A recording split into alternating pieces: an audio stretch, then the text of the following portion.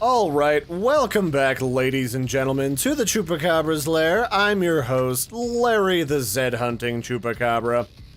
And today we're jumping back into the custom map showcase, starting off 2017 with some Steam Workshop maps, which is something that I hadn't investigated before. And if you're not familiar with Steam Workshop is a place where people can share mods for different games. Each game has their own community hub with their own workshop. And all you gotta do is you click on the game in your library, on the sidebar, click on Community Hub, find the workshop, find a map or a mod that you want, click on subscribe, and they will automatically be downloaded for you and attached to your game with no need for any custom modding or putting stuff in folders or opening up or hacking the Gibson or any of that stuff. It does it for you. And then you can just log in to your main screen, jump into play offline or whatever mode you want, and it's sitting there waiting for you. So to start off 2017, I decided to look on to the more popular maps on the workshop, and something caught my eye for a bit of a nostalgia trip. I'm gonna just set this to medium 7 waves. And yes, today we are going to be taking a nostalgia trip back to the N64 days, the Nintendo 64, Legend of Zelda, Ocarina of Time, to the starting zone, Kokiri Forest, where Link wakes up and starts stabbing things. Evil bug things. And I guess we'll just stick with the SWAT class today and jump right in. So, oh hey, looks like we start out in front of, or at least the spawn lobby, is in front of the Great Deku Tree, the first dungeon of the game where you've got to fight evil monsters. Just jump in here and have a little bit of a look-see. So, oh yeah, this looks pretty good. We jump out, we spawn in front of Link's bedroom, or at least his little tree house. And then we just have to go roving around the Kokiri village, which looks very true to form. In fact, this actually kind of looks like it might have been modded from... You guys know that one guy? There's this one student developer. Maybe it's more than one. There's a couple of people, one or more people, that are constantly modding different games, old retro games, and putting them inside of the Unreal Engine. So that's like games like Legend of Zelda. I think they did the Gerudo Fortress, which is that sand fortress. Somebody did Mario 64 in Unreal. And somebody did do the Kokiri Forest in the Unreal Engine, which I should check out at some point. And this might have actually been modded from that, which would be kind of cool. I mean, no harm, no foul if they did. I mean, it's one fan project, just applied to the Killing Floor 3.5.5 engine, because I think this one uses the Unreal 3 engine, but they modded in, Tripwire did, a lot of the Unreal 4 stuff.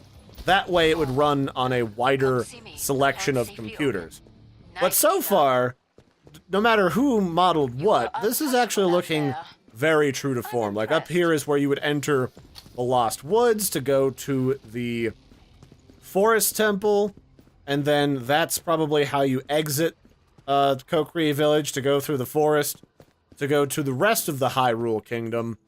I think this was the item shop. One of these was the item shop. I don't remember.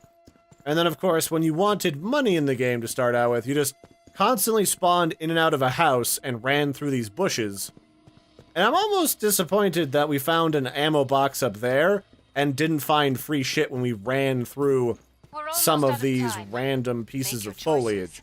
Because that would have actually been really true to form, is running through the bushes to find ammo and drops. So let's get some stuff over here. We'll just autofill, since I don't really need that other weapon just yet. And, oh yeah, this lady's wearing one of the masks from the second Zelda game on N64. What was it, I mean, obviously it involved all the masks. I think that was probably Majora's Mask? Yeah, that's the one. That's the one where the moon was gonna jihad into the planet and try to start touching people.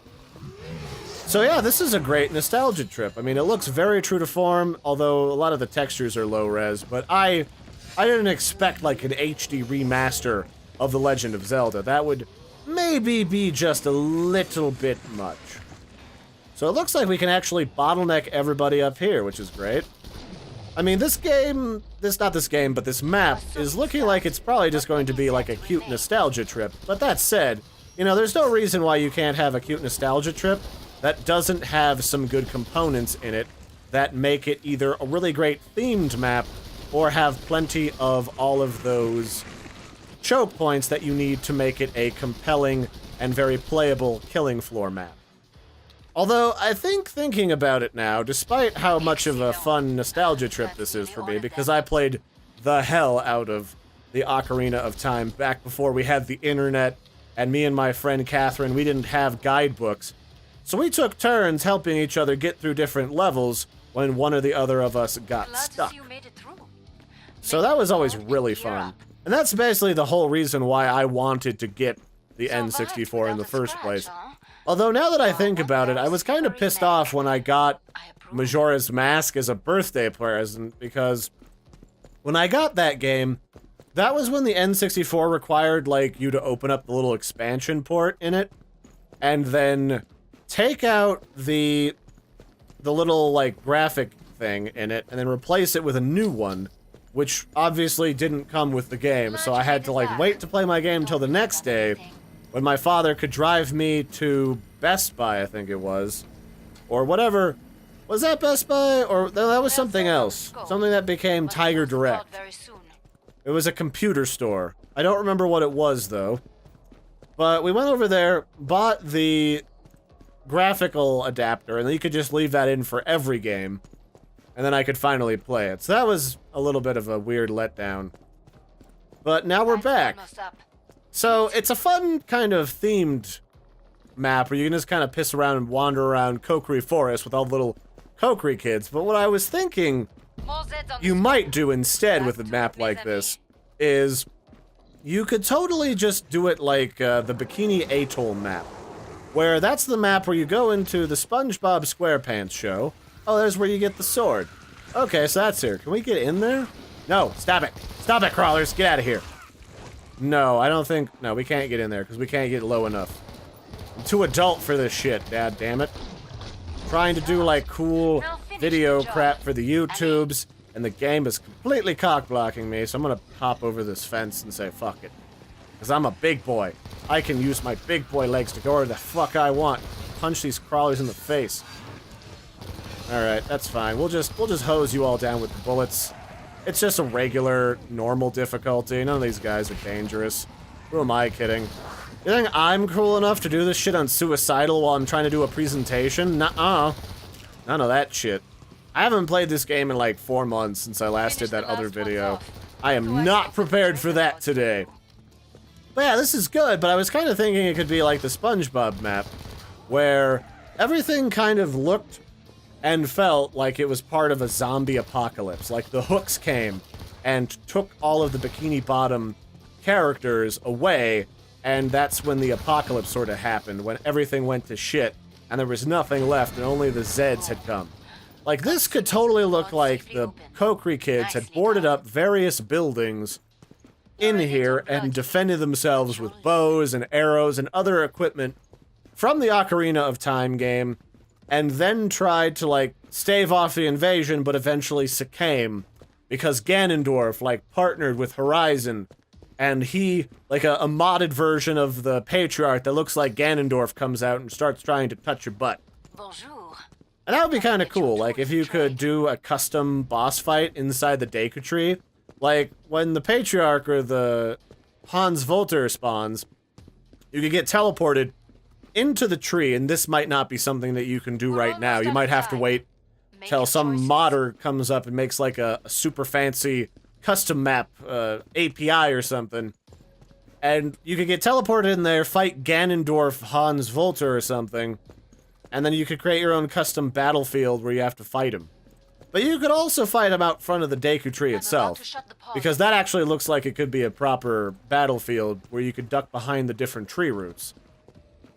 But on the whole, this is an alright map. I mean, this is exclusively about being a nostalgia trip. Because if I remember correctly, there wasn't any stairs over here. You had to, like, climb up little vines, and climb up these vines, and then you had to, like, follow the music inside of these tunnels up here in order to find the forest temple. And then find, like, your old midget girlfriend to touch your butt. But overall, I mean, Heej00, the guy that made this map, very nice job. I actually really enjoy this map, despite the fact that it's not really trying to be a super challenging killing floor experience, where you have a lot of, like, tactical bottlenecks where you can murder people. But despite that, I think this is really, really well made, really compelling, and I'm actually kind of curious if you borrowed the model that was used by that guy that put The Legend of Zelda into the Unreal Engine. I should also try and get some copies of those game files so that I could play around with some of those games. Because I was never, and still really am not, the biggest fan of Mario, but it might be cool to see how that game would have played if it was in a more graphically robust engine. So you might have that to look forward to on the channel later on. And of course, if you're new to the channel, which many people that watch these videos tend to be, then by all means, you should stop by and check out some more videos, because I cover a whole host of games and a whole host of different developments and stages and fan projects and mods and, you know, bacon. Lots and lots of that digital bacon.